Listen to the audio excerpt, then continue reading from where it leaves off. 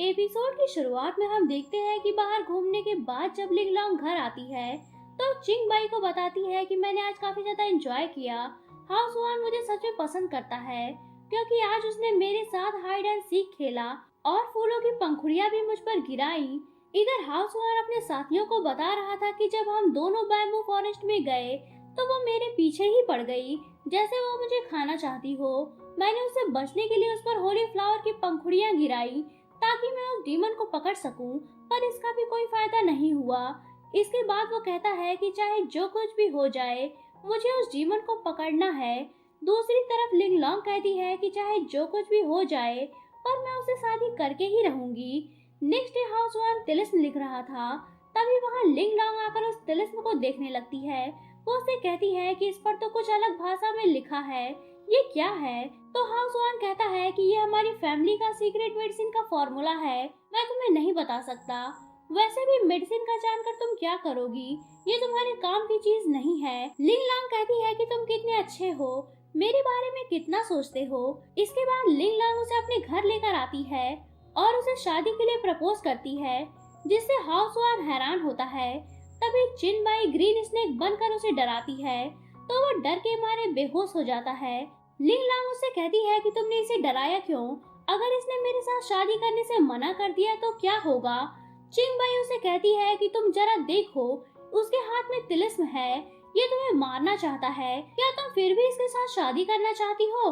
तो वो कहती है कि ये चीजें मेरा कुछ नहीं बिगाड़ सकती, मैं बहुत ज्यादा पावरफुल हूँ। चिंग बाई उसे समझाती है कि ये एक डीमन स्लेयर है, तुम्हारा इसे शादी करना ठीक नहीं होगा। लिंग लांग कहती है कि इसके साथ मेरा बॉन्ड बन चुका है, मुझे इमॉर्टलिटी हासिल करने के लिए इसे शादी करनी ही पड़ेगी। भले ही ये डीमन स्लेयर है पर ये काफी ज्यादा रोमांटिक है। इस पर चिंग बई हाउस वान को पकड़कर कहती है कि भले ही ये लड़का रोमांटिक हो पर है तो डीमन स्लेयर ही ना। हाउस वान जो कि सोने का नाटक कर रहा था, ये बात इन दोनों को पता लग जाती है तो चिंग बाई उसे मस्ती करते हुए कहती है कि ये तो बेहोश पड़ा है, अब तुम्हारी शादी कैसे होगी? इस पर लिंग लांग कहती है कि शादी की क्या जरूरत है, मैं तो सीधा सुहाग रात ही मनाऊंगी। तभी हाउसवान जोर से चिल्लाकर उठता है और हमें पता चलता है कि वो सपना देख रहा था। इधर लिंग लांग और चिंग बई हाउसवान की क्लिनिक में जाती हैं, जहां उन्हें रैबिट डीमंस दिखती हैं। वो उनसे पूछती है कि तुम सभी डीमंस हो, फिर तुम लोगों के अंदर से कोई डीमनिक एनर्जी क्यों नहीं आ रही? इस पर उनमें से एक डीमन कहती है कि हमने अपनी सोल को प्योरीफायर की हेल्प से क्लीन कर लिया है ताकि किसी भी डीमन स्लेयर को पता ना चल सके कि हम डीमंस हैं। चिंग बाई उनसे कहती है कि तुम सभी तो हाउस वान के पास रहकर काम करती हो, क्या तुम सभी उसे उसके क्लोज रहकर फंसाना चाहती हो क्योंकि वो हैंडसम है? लिंग लांग उनको धमकाते हुए कहती है कि हाउस वान पर डोरे मत डालना, वो सिर्फ मेरा है। इधर हाउस वान ये जानकर थोड़ा सेटिस्फाई होता है कि वो कल से अपने रूम में था। वो कहता है कि मुझे तो लगा था कि मैं लिंग लांग और चिंग बाई के साथ हूँ। तभी सुयुआन चिल्ला उठता है और कहता है कि लिंग लांग अगर तुम्हें पसंद है तो मुझे इस बात से कोई फर्क नहीं पड़ता, पर चिंग बाई मेरी है, उसके साथ तुम फ्लर्ट करने की सोचना भी मत। हाउस वान कहता है कि ब्रदर मुझे पता नहीं था कि तुम्हारा टेस्ट इतना खराब है। सुयुआन कहता है कि वैसे मैं तुम्हें यहाँ ये बताने आया था कि वो दोनों लड़कियाँ तुम्हारी क्लिनिक में गई हैं। ये जानकर हाउस वान हड़बड़ा उठता है और भागकर अपनी क्लिनिक की तरफ आता है। एक्चुअली वो डीमन स्लेयर होने के साथ ही साथ एक डॉक्टर भी था। अंदर जाकर वो देखता है कि लिंग लांग और चिंग बई रैबिट डीमन से बातें कर रही हैं, जिस पर वो उन सभी को बाहर जाने का ऑर्डर देता है। उन सभी के जाने के बाद वो उन दोनों से कहता है कि मुझे पता है कि तुम दोनों स्नेक मॉन्स्टर हो, मैंने उस दिन तुम दोनों को देख लिया था।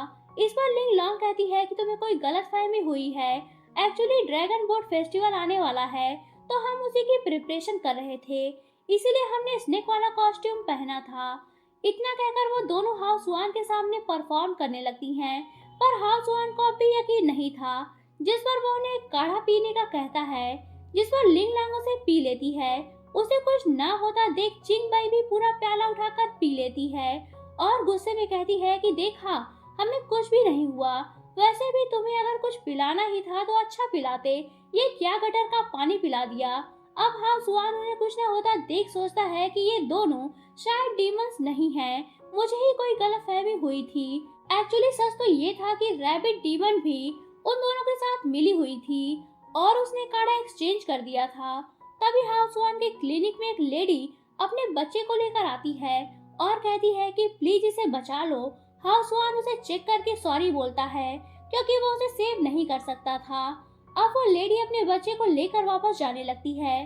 तभी रास्ते में उसे एक काला नकाब पोस्ट मिलता है और कहता है कि मैं इसे ठीक कर सकता हूँ। इधर लड़का बनी चिंगबई लिंगलांग को हाउस वान के खिलाफ भड़का रही थी। वो कहती है कि मुझे हाउस वान कोई अच्छा इंसान नहीं लगता, वैसे भी हम डीमंस हैं, उसका हमारा कोई मेल नहीं। तुम्हें ये सब चक्कर छोड़कर वापस से माउंटेन पर चलकर रहना चाहिए। इस पर लिंगलांग उसे चुप करवाते हुए कहती है कि चिंगबई अभी तुम अपनी बकवास बंद करो, मैं उस छोटे बच्चे के बारे में सोच रही हूँ। उस बच्चे के साथ कुछ तो गलत था। नेक्स्ट सीन में हम देखते हैं कि हाउस वान उस बच्चे को सेव न कर पाने पर सैड था। पास ही लिंगलांग झूला झूल रही थी। वो उसे आवाज देती है। जब वो नहीं सुनता तो वो गिरने का नाटक करने लगती है। तभी हाउस वान उसे सेव करने के लिए आगे बढ़ता है। इस पर चिंगबई अपने मैजिक से उसे दूर करने की कोशिश करती है, पर लिंगलांग उसे अपने पास खींच लेती है, जिससे उनके बीच एक बार फिर से रोमांटिक मोमेंट बन गया था और चिंगबई जल भुनकर रह जाती है। शाम को वो दोनों घूमने गए थे, जहां लिंगलांग अपने मैजिक से आतिशबाजी करती है। ये नजारा हाउस वान को बहुत अच्छा लगता है। वहाँ दोनों काफी अच्छा टाइम स्पेंड करते हैं। तभी उनकी नजर उस छोटे बच्चे पर पड़ती है, जो कि अब बिल्कुल ठीक था। हाउस वान उसे चेक करके कहता है कि ये तो ठीक हो गया, पर सुबह जब मैंने इसका चेकअप किया था तो ये मरने वाला था। इस पर बच्चे की मदर बोलती है कि तुम इसे ठीक नहीं कर पाए, अब जब ये ठीक हो गया है तब भी तुम्हें प्रॉब्लम हो रही है। इतना कहकर वो अपने बच्चे को लेकर जाने लगती हैं। तो वह छोटा बच्चा जाते जाते केवल स्माइल करता है, जिसे लिंगलांग समझ जाती है कि उस बच्चे में कोई डीमन स्पिरिट आ चुकी है। वो उसके घर पर जाकर उस पर हमला करने लगती है।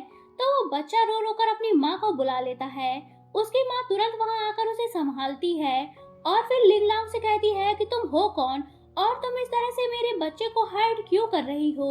इस पर लिंगलांग उसे बताती है कि आपके बेटे में कोई डीमन स्पिरिट आ चुकी है।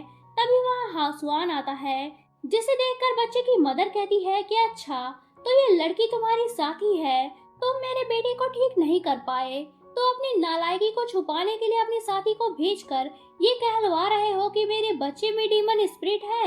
लिंगलांग कहती है कि मैं ये बात साबित कर सकती हूँ।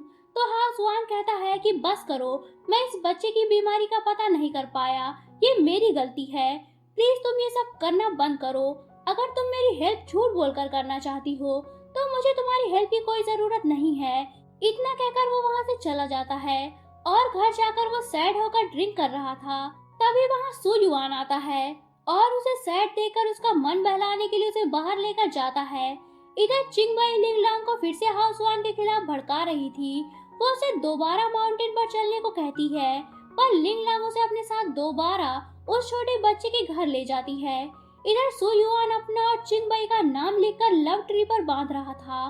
दूसरी तरफ हाउसवान भी वैसा ही करता है। वो भी अपना नाम लिंगलांग के साथ लिखकर टांग देता है। वहाँ पर उन्हें एक प्रीस्ट मिलते हैं। वो हाउसवान से कहते हैं कि तुम दिखावे पर मत जाओ, बल्कि अपने दिल की सुनो। वो सू युआन को भी सलाह देते हैं और कहते हैं कि तुम दिखावे पर भी मत जाओ और अपने दिल की भी मत सुनो, क्योंकि तुम जिस पर्सन के साथ हो वो तुम्हारे लिए गुड मैच नहीं है। इधर दोनों बहनें उस बच्चे के घर पर पहुंचकर उस बच्चे की बॉडी से किसी इविल फ्लावर को बाहर निकालती हैं।